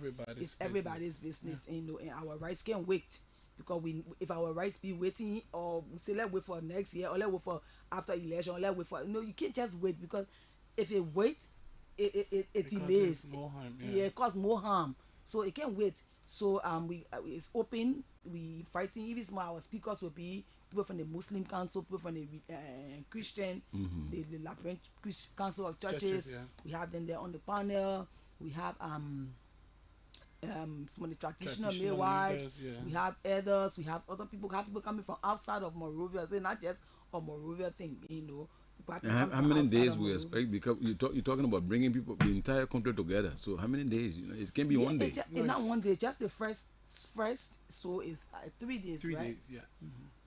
3 days. Yeah. 3 days. So each expert or each participant will invitees. I mean, will be speaking on precise topics. Yeah. So, like she said, talking about the different rooms that will be set up, there will Right. be conversations going on simultaneously. Simultaneously, yeah. Okay. Yeah. So, if you sign up and you see the different topics, the one that interests you, sign up for that room, Okay. then you will be part of those that will be in the different. Also, there'll be a breakup section. Yeah. Yeah. So where everybody will go to your area of interest. Then yeah. you just sit there and try to deliberate. Yeah. Then come out for paperwork. Yes. So we will have the grand opening on Right. that day. We start with the cultural, we are Africans, so we are Liberians. We know everything starts with culture. So we have Right. the cultural dancers at the entry. People come in and then do all the other formalities, and then we do the grand opening. We get our speeches. We have the Minister of Health making remarks, the Minister of Gender making remarks, on behalf of the government of Liberia to show that they're in this with us. And then we have other speeches. We have our guest speaker to making a keynote address, and then we break up. We come back and go into separate rooms. As he said, we have the listing up. So when you sign up, I was asking people to sign up online. When you sign up online, we know how many persons we have, and then we put the different topics up. Like we got family planning here, we got menstrual health and sanitation. We got SGBV because the topics we're discussing are many. We have access to family planning, maternal and newborn health. We have safe and legal abortion. We have sexual health and well-being. Your well-being. I'm not hearing something there. What are you What not is it? hearing? What is missing? Maybe we can add. Mutilation, female. Yeah, It's it's there. there. It's It's there. there. FGM. Harmful practices. Harmful practices. So in parentheses we have Oh, okay. FGM, we We have early marriage, we have SGBV. SGBV. Yeah. So we have. So Yeah, if the you- one thing I think so if he you had take- if you- reduced a little bit. I have to do with the early marriage. I think he had reduced a little bit. and it's because of education and awareness. Okay. And that's why it is good that we continue doing this kind of education and awareness. So we have the young people in comprehensive health, sexual health education, and then we have the menstrual health hygiene. We have all the different topics. So so you can sign up for it. So take for example Joe Wanda, he sees all and he said no, I'm interested in fertility or sub-fertility, infertility. Okay. And then he goes for it, and then he goes to listen to that, and and then so Ask it'll be ask questions, questions, get get more, clear- get yeah. in-depth clarification, everything. So it will happen simultaneously. The ministerial complex is big, and the conference will be held at the ministerial complex. So we have different rooms that people will go into, different breakout rooms, and you feel comfortable. You have your conversation there.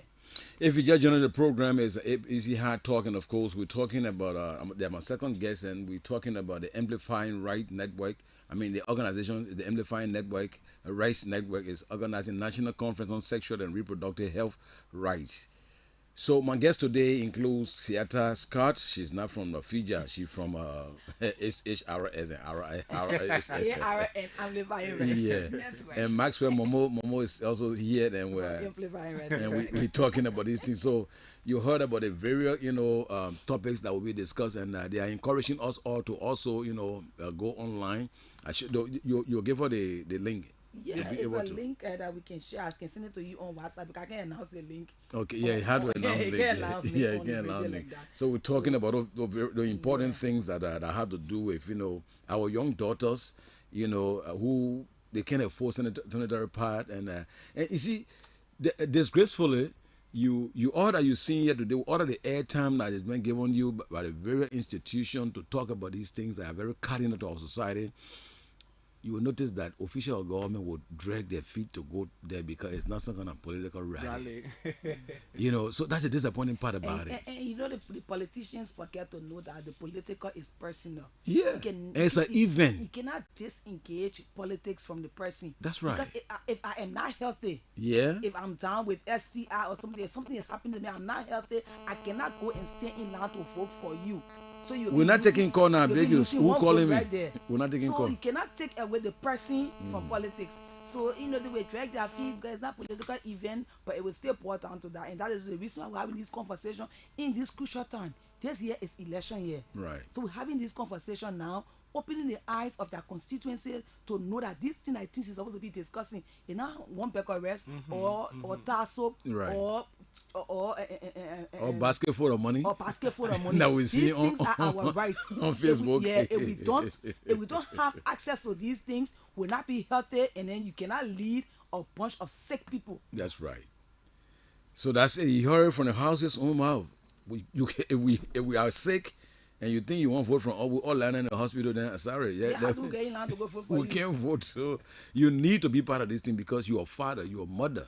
Don't forget that you got daughters coming out. Even if you don't have a girl child, your son will marry a girl, and that girl will be having her time.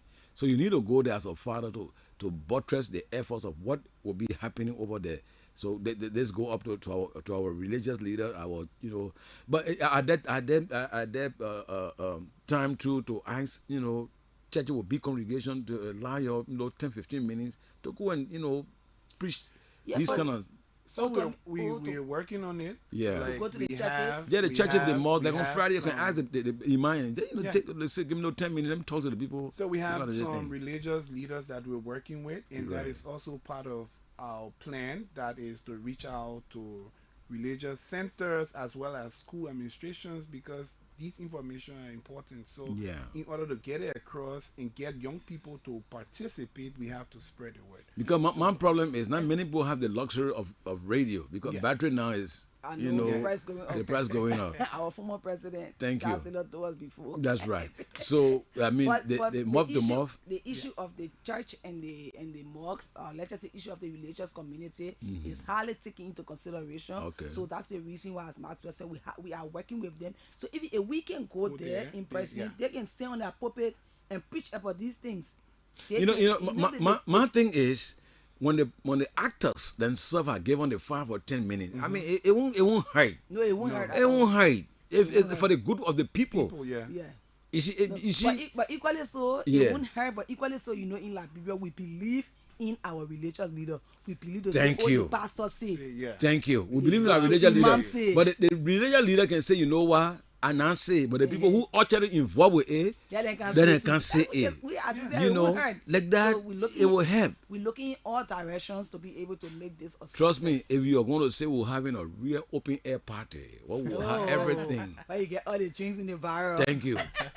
You say you're not get space. Aha. So this one is about our own, welfare for our daughters, for our, People are signing up though. People are signing up. We got the link came up since Monday, right? Yeah. Monday was up, and people are signing up. We got a good bit of numbers now. We're just encouraging, stakeholders, those that are in the SRHR sector, to just come and be participants. And also, if you can be participant, as we're doing a radio awareness now, just so you know that these things are happening, as we talk about accountability. So when they come to you tomorrow to campaign, when they come to you tomorrow to ask for your votes, ask them, what are you doing? What are you doing about FGM? What are you doing about SGBV? People still raping people around here. Right. So don't ask them about, how many persons they give back arrest to. Ask them the critical question, because they are your health. It's concerning you as a person. Since we want to create the awareness so people can know. Yeah, we're in the electoral period, and we know that they come with t-shirt and other things. So then let it add the sanitary pad there. So when you bring the t-shirts and the face cap and whatever, bring sanitary pad. You bring a long sanitary pad. To each community you can bring a container full. Bring a long contraceptive. Make it available in the hospital. In the hospital, that's it. I mean that should be the demand. It should be part of the campaign discussion. That's right. So that's what we're saying. So I think you just given an idea. I think I'll be talking about it. No. All those who want to run campaign, please. Those that are smart, if they are listening, I think they will. You need to include that. If you cannot come to the conference, this is a space that we're creating awareness for you to be able to ask your political leaders. T-shirt. You wear the t-shirt today, you wear it tomorrow, it finished. You can go and for your own t-shirt over there. Right. But when the end of the month or when that time of the month comes, and you get a full sanitary pad, it embarrasses you a lot. That's right. So and sometimes even if you can afford, it's not available. It's not available. The availability is another important part of the entire sexual SRHR. But this is what I'm seeing. The women grouping of this nation. It's not about women grouping. I'm coming to you. No, listen. You can put together. No, so we. Okay, we can put together because having daughter. Thank you. We can put together because the thing is indirectly I'm buying it for my wife and my daughter because obviously when I get my little hustle something in my pocket, when I give them something, I won't tell them say they want for sanitary pad. They have to take out something from there. I know. So when I finish, they say, "Oh, my I call it fini, my blue biscuit fini." Yeah, I know. So I said, "But they want for guys." I said, "But so what you think? Your guys and my blue biscuit, which is which?" But on a serious note, as Maxwell said, I mean, sometimes it's available. I mean, it's affordable. You get it cash in your hand, but you can't find it. You can't access it, especially to our sisters that in a legal counties, that's right. Deep places. You know, we live in this modern, in this new age. You still have women or girls in those places using cloth. I would say rags. Yes. Using rags, and you have to wash the rag, wash it and put it in the sun. So it's sad. But when they go in there, they carry breasts. That all they carry. And I understood that those kind of tap it's infectious. It's infectious. That's right. That's what I understood. You. So you just see them coming down with different infection. And it's the issue about access to family planning. The Cado Hospital, the Pedro Kwasa clinics. They don't even in Paris to say that government clinic and no clinics are there. The only thing you can find in the clinic is paracetamol you can't even find it. Quinine. You can't even find it. If you find paracetamol and quinine, there is no access to contraceptive. So our sisters just counties just having babies, and when you talk to them, but they're not supposed to be doing something in the night. So how do you stop me from doing something in the night? I'm supposed to be able to prevent myself because I need to do. You just remind me of one story that I heard last night. The guy and a woman. The guy was 8 children now. The man's a truck driver. Whenever he comes, she says she wanted to do contraceptive. You see? The guy gave her the money. So the first child was girl. She said, "Oh, okay, I'm going to do the contraceptive." Saying, times are difficult. When the man go, as soon as he leave the house, he go. None of that he not listen inside. When he come back, no ball coming. So she kept trying until at the end they got only one ball among 7 girls. Wow. So he said, "Why you brought all these kind of people? You don't got money to support them, So we need now to face the reality. I always tell everybody, of life, I said, let me be frank with you. Those days when our parents were having 5, 10, 15, 20 children, their wives then were making farms. They have things were very cheap. $10 could afford to be paid in the hospital for bill for somebody to walk home. But today, to even have 2, like me, they say, "Mama, your father had plenty." I say, "My father day, the grace was there. But my own day today, my father grace different from my grace. My grace is different." So please, I don't want to go because that's the reason why I see a lot of people today on the street. And that's not that they want to be on the street, but because of these things we're talking about. There was nobody to educate them. Yes, that's one of the major things. There are so many myths about contraceptive and family planning, and people don't have the actual information. So there's like, okay, I'm not going to do it because it can make your stomach big. That's right. Make you too fat because they don't have the right. The time you want to born and you're not born. All that kind of thing. So this is some of the reason why we're encouraging everyone. So the conference is not only for female and not only for girls, it's for both sexes. All right. Yeah, because if the man is also informed when she tells him we have to wait because of XYZ reason, he will understand because he too has that information. Or that do the protective way. That do the protective way. But it shouldn't be like every time you just jump out to, you say, "Mama, I want child," and I'm married. I've been almost 20 years now, no child. Chief, let's plan this whole thing here. And Joe, the issue of SRHR, as Maxwell says, everybody's business. It is. Because it is the bare rock for growth and prosperity for every society. I agree. It's the bare rock. Because if we cannot control our population, when we're coming, they have population growth. Everybody just wanting babies. That's right. Wanting babies. It's everybody's problem. Because if you got 10 children, Pastor got 15. If I got only 1, that my 1 child will be friendly with your 10 children. That's right. And friendly with Maxwell 15 children. That's right. And at the end of the day, I'll have a whole bunch of children that are supposed to be looking out for as a mother. So it's the bare rock. And we as a people need to recognize that it is the bare rock for the growth of our society. So we as we said earlier in our earlier conversation, we need a healthy society. We need society that people are well, healthy, and informed. and we can only do that if we pay attention to the things that we think that are not political. And we should make our people to understand. I hope one of the conference speakers will pick up the thing from me, that not every marriages or relationship you're into is all about children. People just believe that when you marry, you must have children. No. Even if you already have children before you got married. Yeah, they say the woman was born. When you born in the married. Yeah. What does it sign? The man come with 3, the woman come with 4. Like I said, you already say asking the woman. Yeah. When you born in the marriage. So, and many people can be shocked. Except for women, they will not say for men, but they can be shocked if they hear a woman saying, "I don't want to have children." It's like that woman has committed a big crime. That's right. What? And, you know, it's her choice. You think I want a real human being? It's her choice. She's not correct. Yeah, she's not correct. It's her choice to want to have children, don't want to have children, because she have other things that she prioritizes. Yes. You know, it's her choice. And that's one of the things we're talking about, and that's one of the things we're talking about in the SRH, our conference. There's a need. There's a need, yeah. And the choices you make, how it affect you, how it affect other people, you know. And sometimes too, the counseling classes they go to, now what the pastor can tell them. That's why we try to get the pastors involved. They won't come because most of them no counselors. They say the marriage, don't tell the man no. Whether the man you tie or not, that when the man say you want to give it to him. They can say you must submit. Efficient, what is that? You must submit to your husband. Even in the midst of the man working, the man you must still allow it. You must still submit. Well, so that's the beautiful part about it. Okay, so if you just joined the program, is again is ABC Hard Talk, and we're talking the hard way for reproduction and sexual, health, and sexual right. And health rights, and we're talking about it. And a big conference is coming on at the Ellen Johnson Ministerial Complex sometime this year. So just be listening. If you they will give us the they will send a link, and just keep listening. They will talk. They'll have a lot to talk about. It had to do with you and myself. How to plan our family.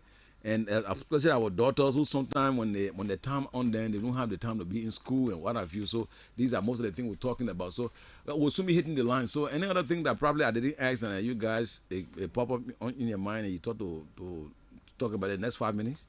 Yeah, and we also want to say we agree that La Brea made some progress when it comes to maternal mortality, encourage retention, and encourage staying in school. We've tried. It's not like we to rock bottom 0, but we just need to do more. Yeah, we just need to do more because we talk about the issue of we talk about menstrual hygiene, that girls don't go to school because normally normal days for your menstrual cycle or your menstrual period is between 3 to 5 days. So if you get a girl staying from school every month 5 days or every month 3 days, which is not healthy for even the school. For the school itself, because you're imparting knowledge. And we also have entrenched. We know it's not something that we can say. It's not something that we know that we sound strange. We have this entrenched inequality in Liberia. Whether we accept it as Liberians or not, is the reality. We have this entrenched inequality, meaning in every sector. Yeah. There is serious inequality, and it comes across the board. It comes not just male and female. Even when it comes with age.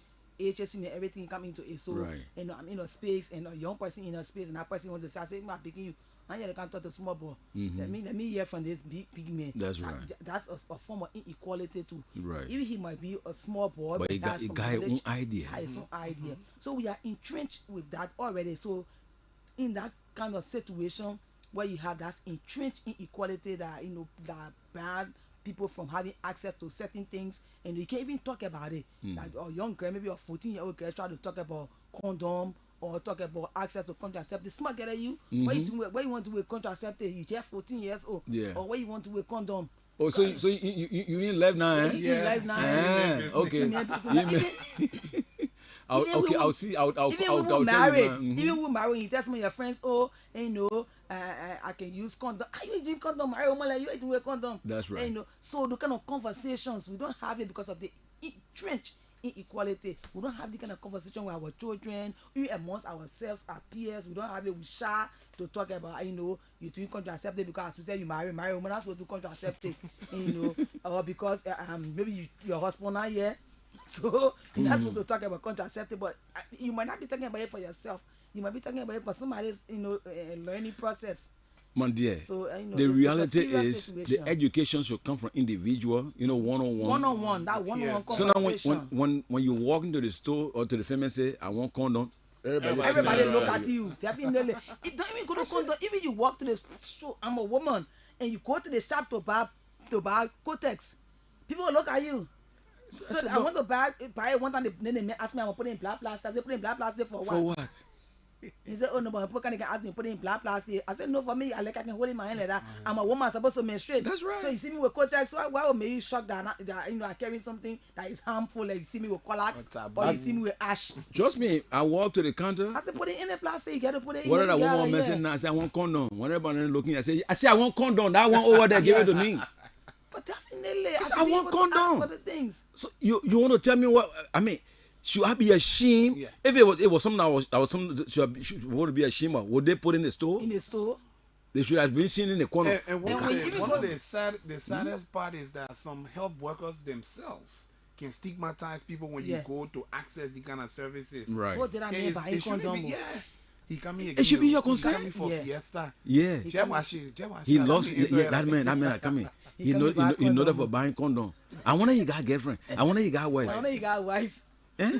They start analyzing you right away. Anyway. Even the Kotex story I talk about, because for me I told myself I would not call it blue biscuit. It's Kotex. I used to wear one. So I want to buy it. The guy asked me, I said I want Kotex. He said you want blue biscuit. I said I don't want blue biscuit. I want Kotex.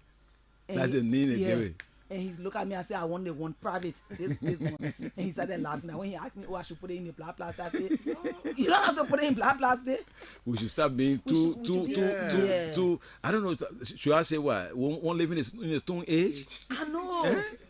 You know, and that's the reason why our children, and they don't have the conversation with us. Yeah.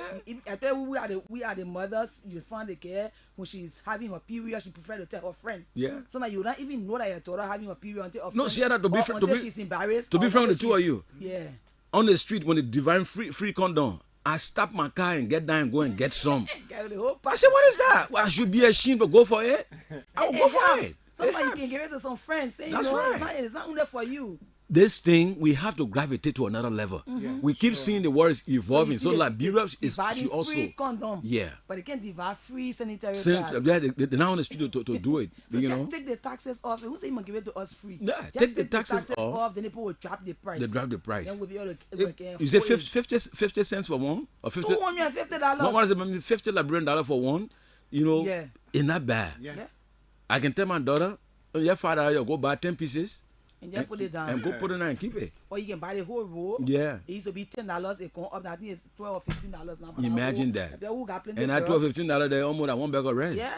Who got plenty of girls when you buy the whole pack and you just put it in stock. Because you don't have the money every month. That's for right. one child to come say, my account for it now. Yeah. Because they shout to call the need so they have money to be starting it. But you want all that account for it. Okay, let's take the quick break. When we come back, then of course we'll be talking about engaging the press. Sorry, talking with the press. We'll be engaging the public.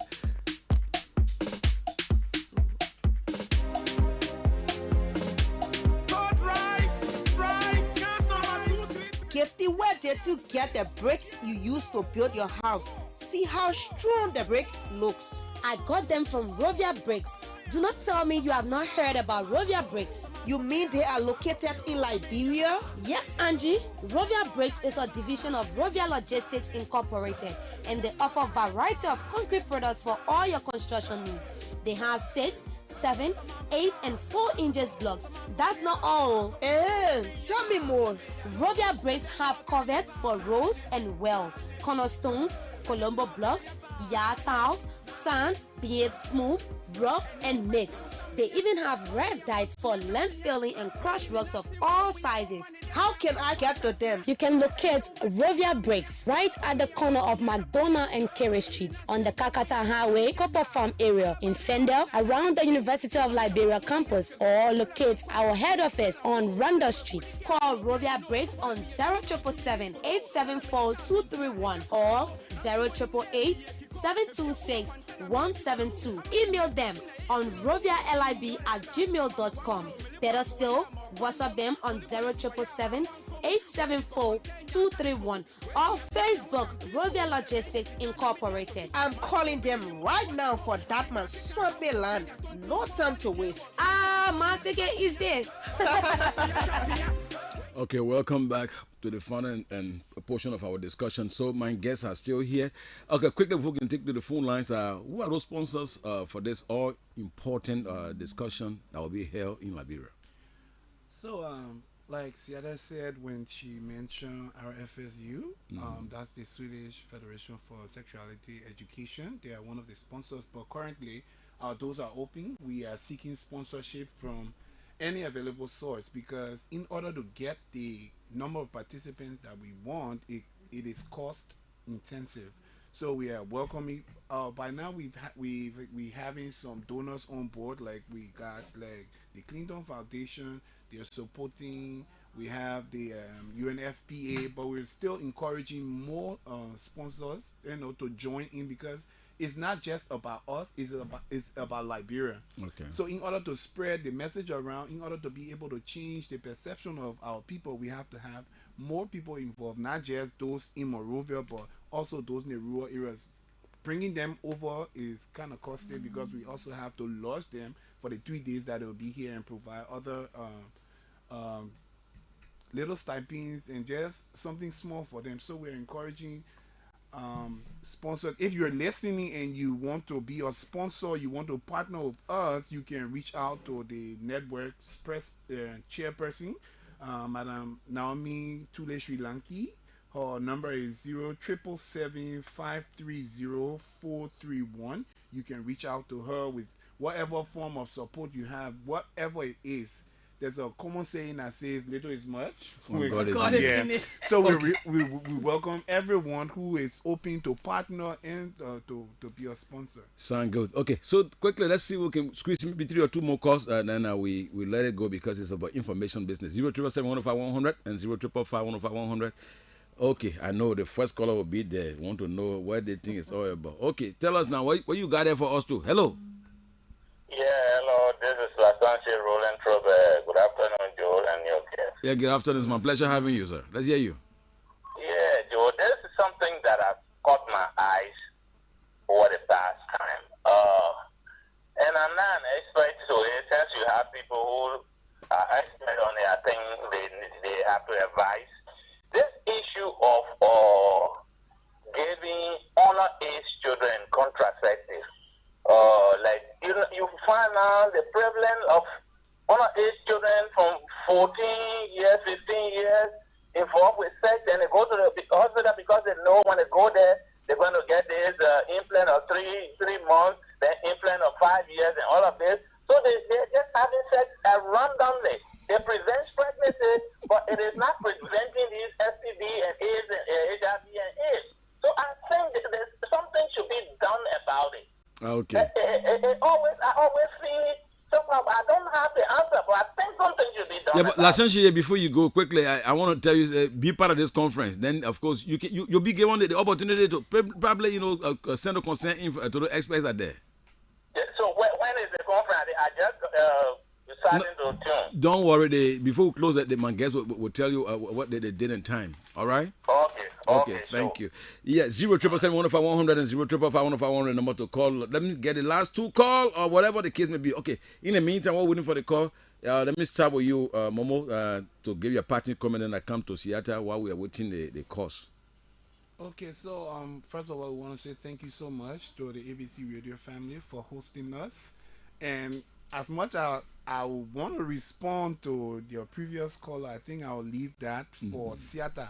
But before turning it over to Seattle, I will advise all parents that's listening, you have to be a friend to your children.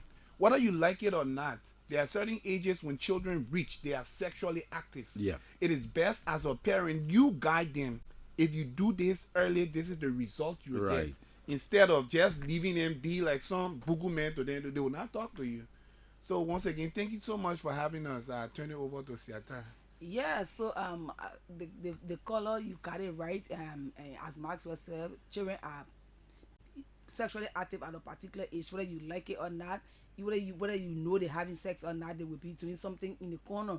So the issue, and that's why we are having this conversation. It's good that you invited him. So that's why you should start having the conversation with your children and guide them and say, oh no, at this particular age, your body you're not prepared yet. You ain't ripe yet. The librarian will say you ain't ripe yet.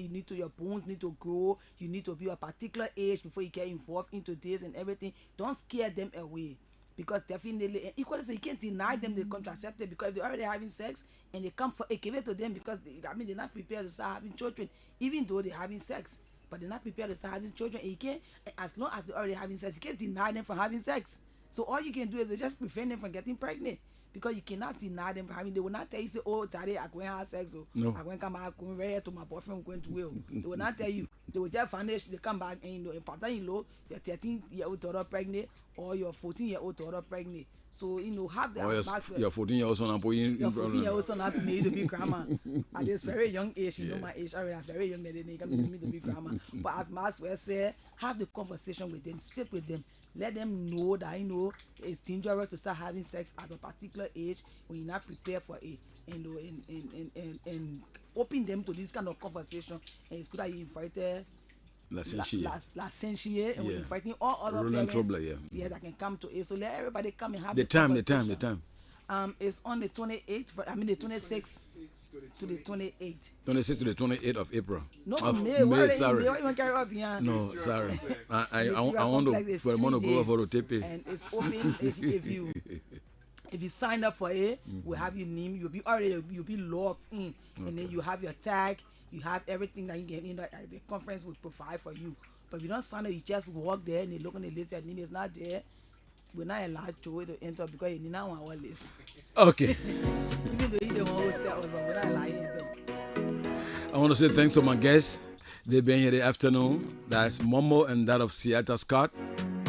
They've been doing the best they can to educate us on the issue that had to do with a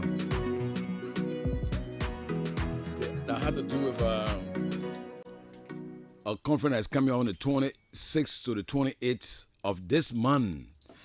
So be there, and on that note, I want to say thank you very much. Tomorrow, Theo Williams and Anthony Jevon will be able to do the weekend edition of this all-important program. On behalf of the team, the birthday man who is our editor,